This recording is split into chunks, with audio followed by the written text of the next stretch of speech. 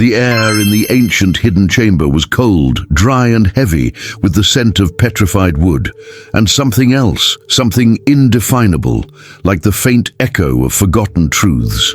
A single, slender beam of moonlight, fractured by a hidden aperture high above, illuminated a colossal, intricately carved stone tablet that dominated the center of the room.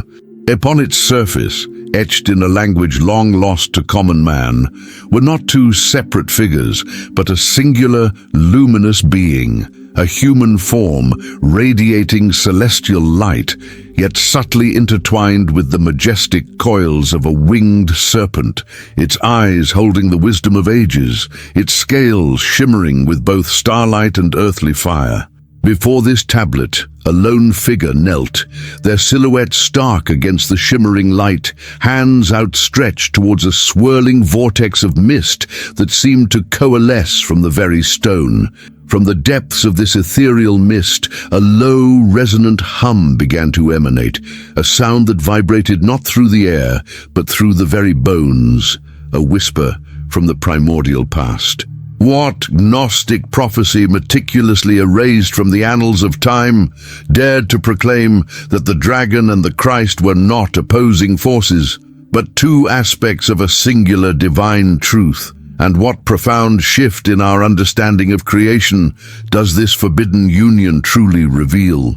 What timeless secret did this enigmatic scene conceal, and what profound revelation awaited the one who dared to look beyond the grand narratives, to perceive the delicate threads of a hidden, sacred unity?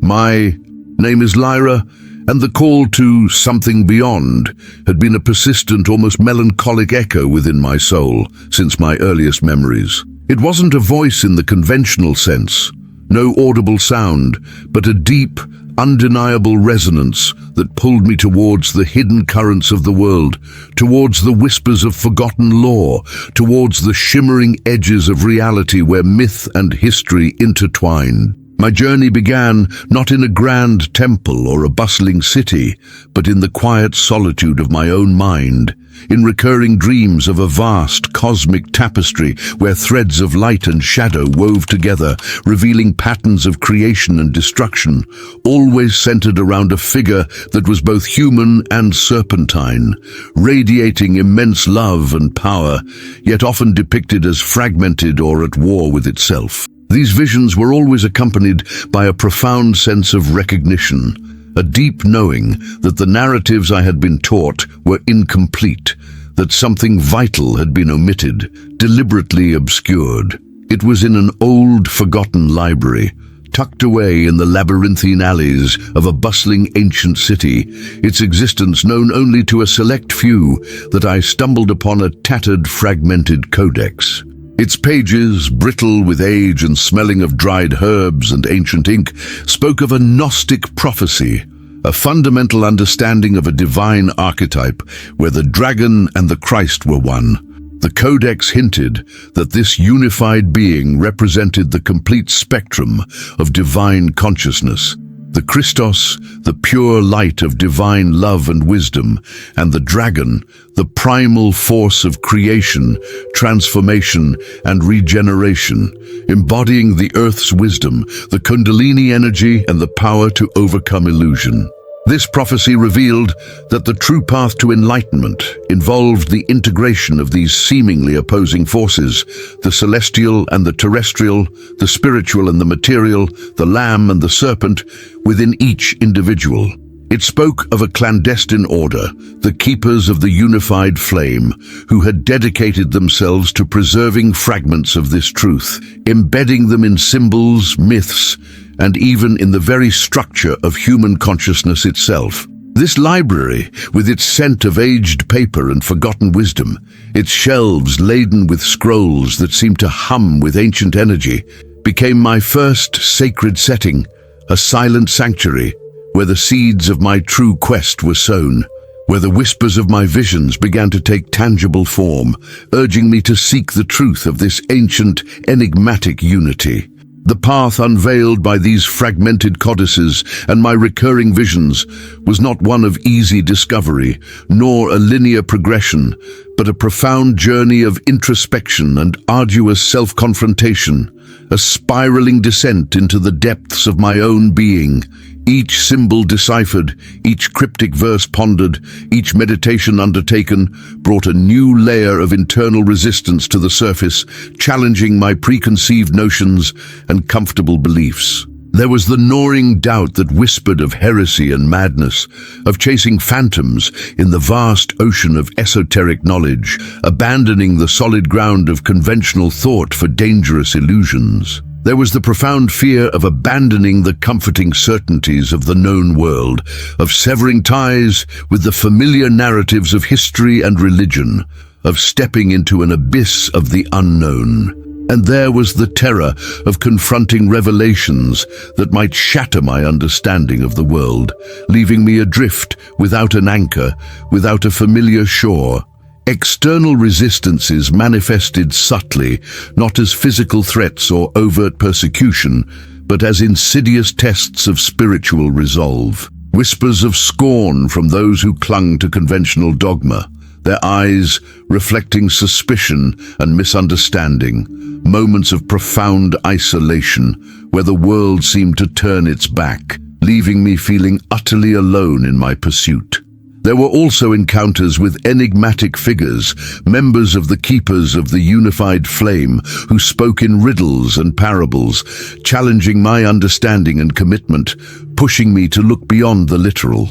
I remember one such encounter vividly in a secluded garden, where an old woman, her face etched with ancient wisdom, her eyes holding a knowing glint like the deep cosmos, simply said, "The divine, young one, is not fragmented, but whole. Are you willing to embrace both the light and the shadow, the heaven and the earth within the sacred, to find your own wholeness?"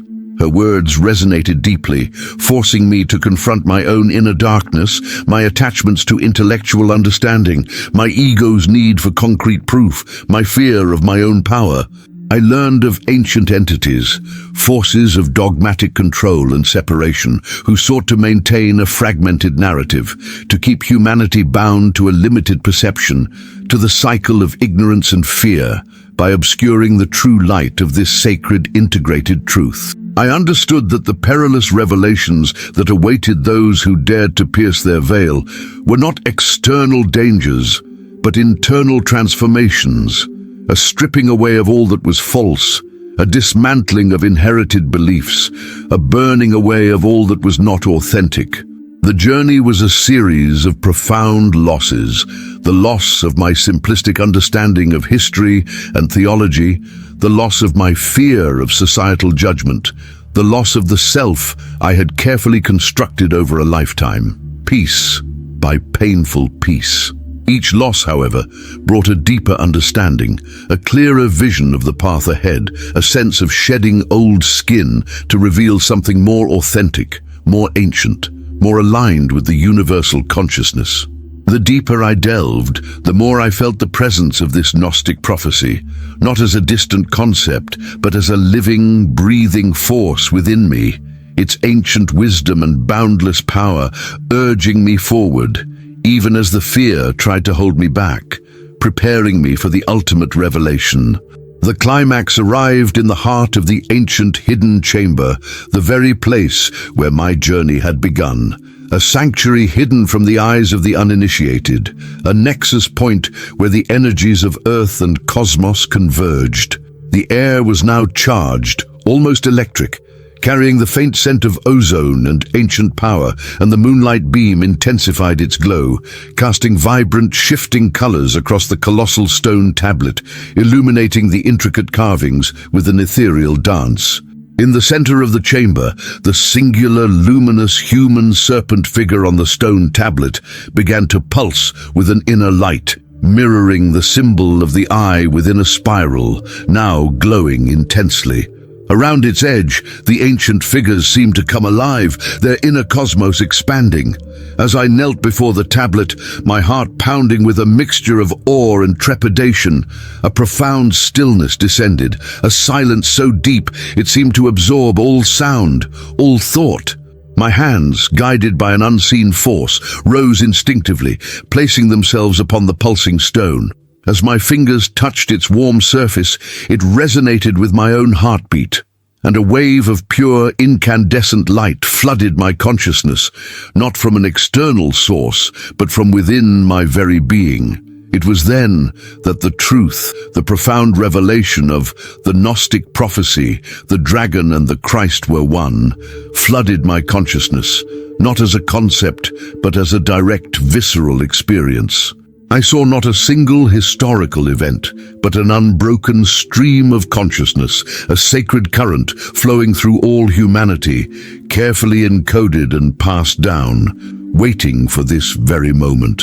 The dragon and the Christ were revealed as two fundamental complementary aspects of the divine, representing the complete spectrum of spiritual evolution. The Christos, the pure light of divine consciousness, embodying love, wisdom, and sacrificial service, and the dragon, the primal force of creation, transformation, and regeneration, embodying the earth's wisdom, the kundalini energy, and the power to overcome illusion. This prophecy revealed that the true path to enlightenment involved the integration of these seemingly opposing forces, the celestial and the terrestrial, the spiritual and the material, the lamb and the serpent, within each individual.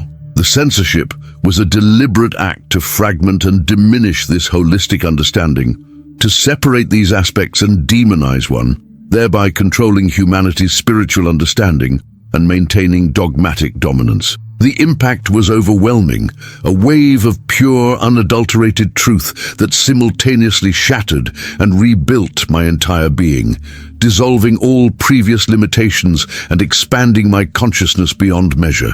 I felt a connection to every sentient being, to every star in the vast cosmos, to the very fabric of existence, a profound sense of belonging to something infinitely vast and ancient, yet intimately present.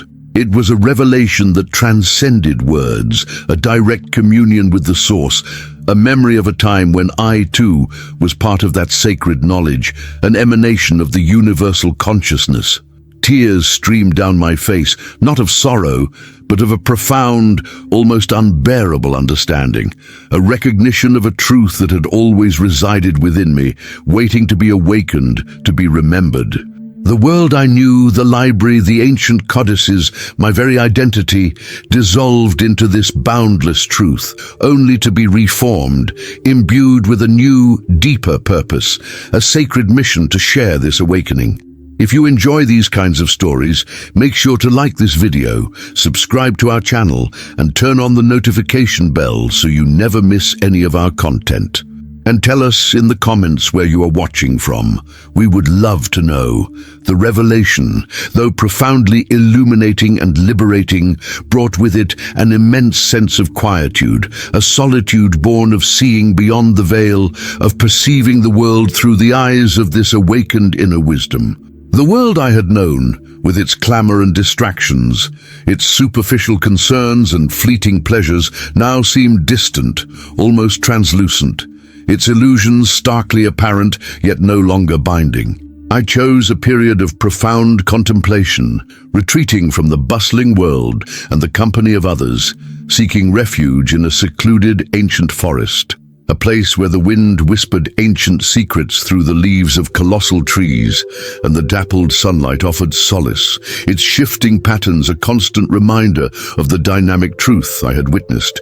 There, under the boundless canopy of the forest, with the earth as my bed and the stars as my ceiling, I entered a state of deep meditation, a profound stillness that allowed the insights to integrate, to settle into the very core of my being, transforming me from the inside out. The forest became my sanctuary, the ancient trees my teachers, their silent strength reflecting the resilience of the spirit, the changing seasons my rhythm, mirroring the cycles of life and death, of awakening and slumber.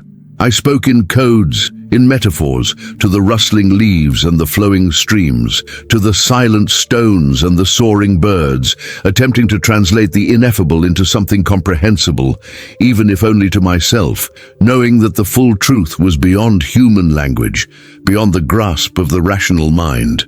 The conflict within me, the struggle to reconcile the profound truth of the dragon and the Christ as one with the limitations of human perception, with the demands of earthly existence, slowly dissolved into a profound insight. The external world is a reflection of the internal. The universe is not separate from us. We are an integral, conscious part of it. The silence of the forest was not empty but full, pregnant with the wisdom of ages, a wisdom that spoke of interconnectedness, of the eternal dance between light and shadow, of the constant loving call of the divine that permeates all existence. I understood that the ancient orders had not hidden the truth out of malice or to hoard power, but out of a deep understanding of human readiness and the sacred timing of awakening, knowing that truth, when revealed prematurely, can overwhelm rather than liberate. The Gnostic prophecy was not meant to be forced upon humanity, but to gently guide those who were ready to hear its subtle whisper, to remember their own inner universe, their own capacity for boundless wisdom and compassion, their own divine heritage, and to embrace all aspects of the sacred within themselves.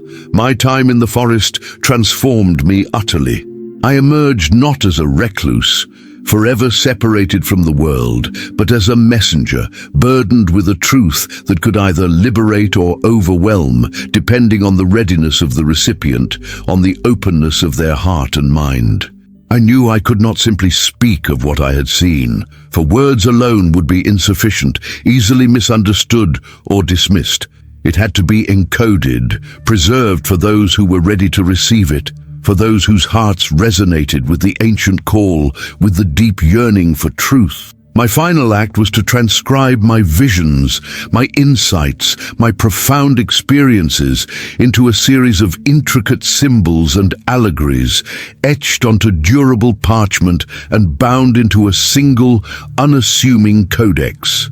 This codex, filled with the Gnostic revelation of the dragon and the Christ as one, the wisdom of integrated spirituality, and the path to spiritual liberation through self-discovery and integration, I then concealed within a forgotten niche in the very ancient chamber where my journey had begun, a place accessible only to those who possess the key of true understanding, a key not of metal or earthly power, but of an awakened spirit, of a heart attuned to compassion and wisdom, a mind open to the mysteries. It was a legacy, a silent invitation to future generations to embark on their own journey of remembrance, to seek out the inner light, to cultivate boundless compassion, and to heed the voice that gently, persistently calls them home from the illusions of this world. I understood that the ultimate truth could not be given, could not be taught in a conventional sense, only discovered, only experienced, and that the revelation would unfold not through a single dramatic event, but through the gradual awakening of individual souls, one by one, until the collective consciousness remembered its divine origin, its true home, and the sacred union of Christ and dragon was fully honored once more, integrated into the tapestry of human evolution. And as the sun set over the ancient lands, casting long shadows across the forest, painting the sky with hues of violet and gold, one could almost hear the faint eternal hum of the universe, a whisper from the heart of existence itself, a symphony of wisdom and compassion, inviting all who dared to listen to remember their true, boundless origin and to follow the voice that calls them home. And if you like this story, you will definitely love the next one that's appearing on your screen. Don't forget to subscribe to our channel, leave your like, and activate the notifications. See you in the next one.